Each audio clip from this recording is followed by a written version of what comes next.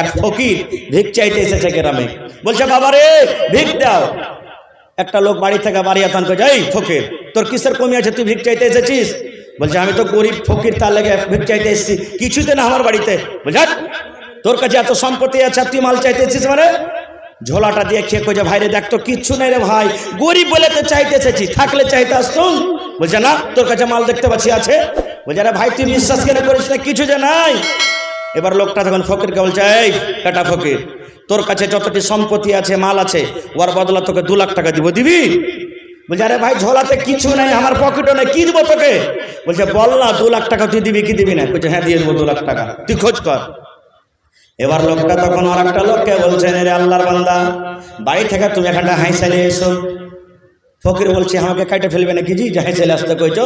বলছে দেখো তো তুমি যে কইছো আমি গরিব, কিছুই মাল নাই, তো দেখো তোমার কাছে মাল বাড়িছে কিনা। হাঁসা যখন লেসা হয়েছে, এবার লোকটা ফকিরকে বলছেন বেটা তুমি এখানে আগে এসো। বলছে কেন?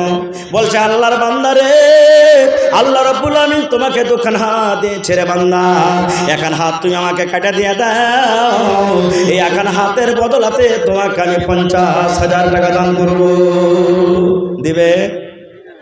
দিবে ভাই?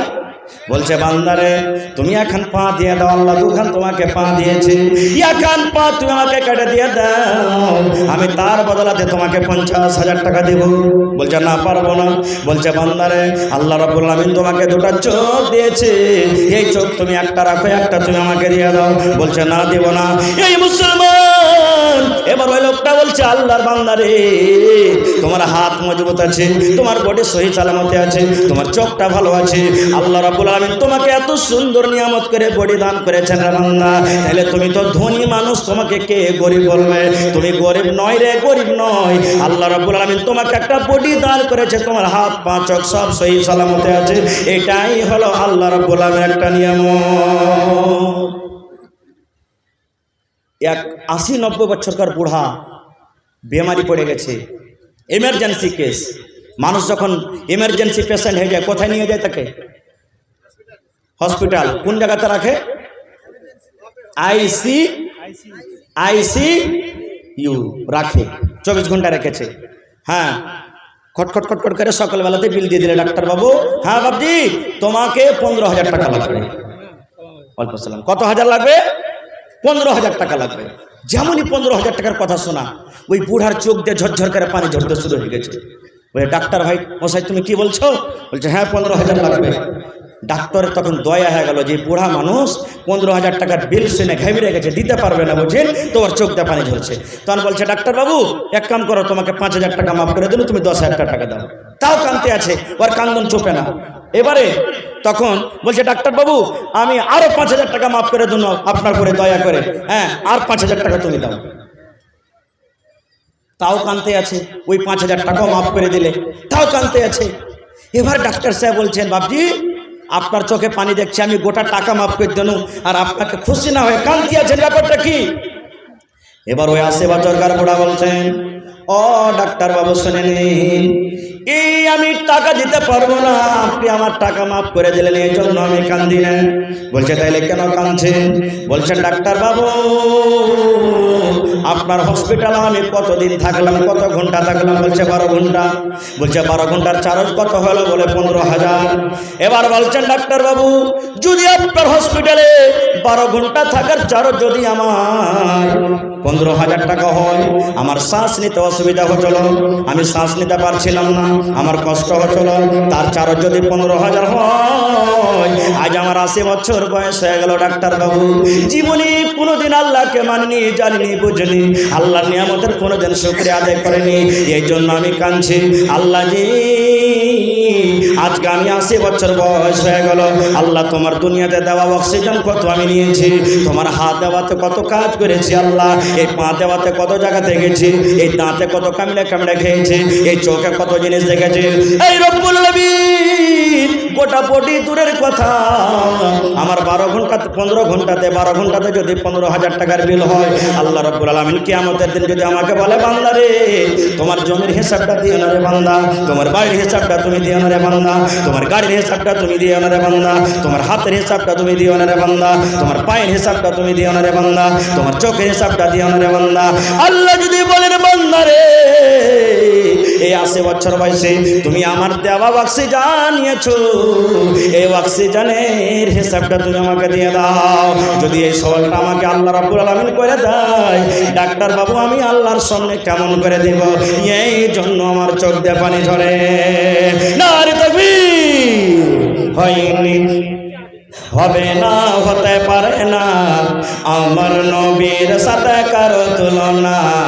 হয়নি, হবে না, হতে পারে না আমার নবীর সাথে কারো তুলনা। হায়রে তুলনা তো দূরের কথা, ছায়াও মিলে না। হয়নি, হবে না, হতে পারে না আমার নবীর সাথে কারো তুলনা। হয়নি, হবে না, হতে পারে না আমার নবীর সাথে কারো তুলনা।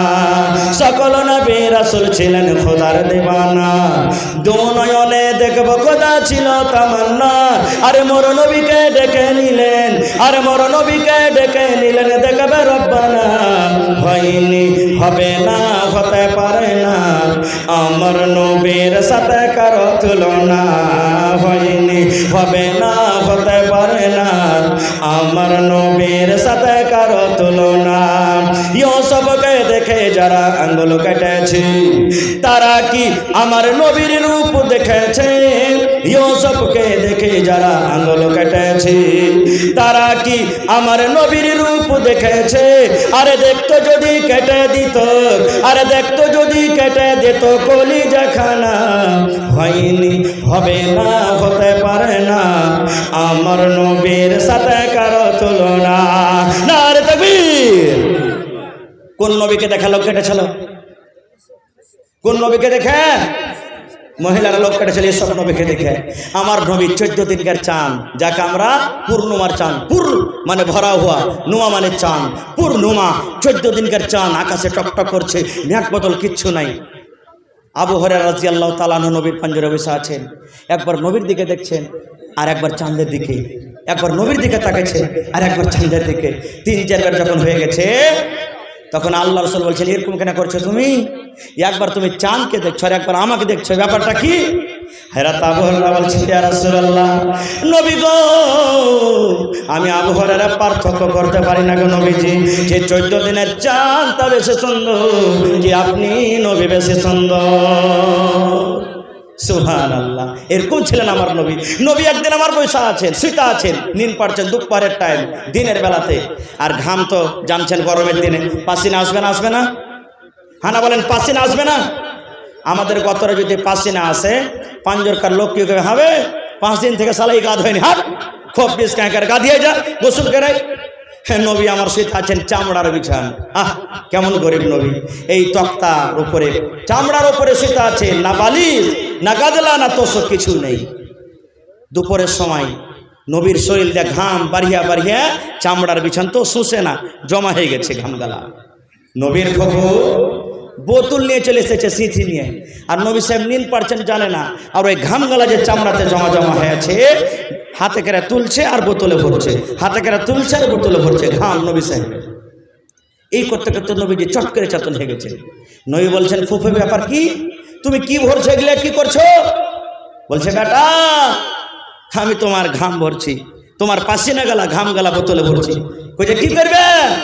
বলছে বেটা রে তোমার ঘামটা এত সুন্দর রে বেটা, তোমার পাসিনা এত সুন্দর রে ধন, মনে হয় দুনিয়াতে আল্লাহ রাব্বুল আলামিন এমন কোন খুশবু, এমন কোন আতর দেয়নি কি তোমার ঘাম থেকে বেশি খুশবু হইতে পারে।